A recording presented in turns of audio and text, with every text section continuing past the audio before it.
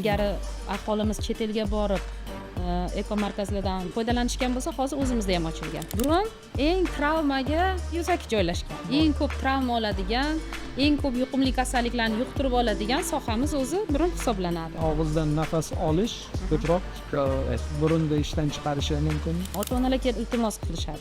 Qaraysiz, burun nafas olishi yaxshi, soppa-sop.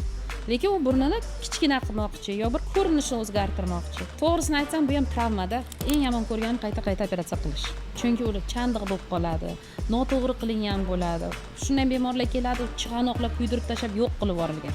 Genetika degan bo'lsak, mana molekulyar genetika. Ilgari nasllarni surishtirganimizda shajara bilan ishlagan bo'lsa, hozirgi zamon genetika fani sizda naslingizni, irsiy kasalliklarga bor moyilliklaringizni, biron bir nevrologik, onkologik kasalliklarga bo'lgan moyilliklarni bir tomchi qon bilan ham aniqlab berish imkoniyati bor. Birinchi tavsiyangizni ayting, bepul bo'lsa edi.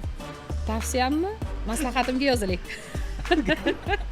Shunday insonlar borki, homilador bo'lishi bilan burun nafas olish qiyinlashadi. Kelajak sohangiz ham bo'lishi mumkin, renoplastika.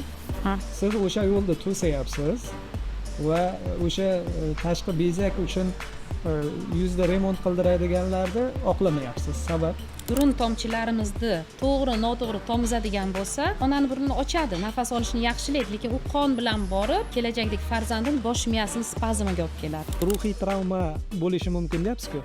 Buni jismoniy tomondan ham zarari bo'ladimi o'sha renoplastikani? Sog'lom burunni operatsiya qildirgandan keyin.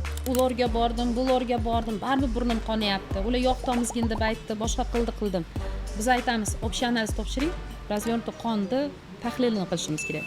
Chunki shunaqa qon kasalliklari borki, unda burun qon ketishi bilan kechadi.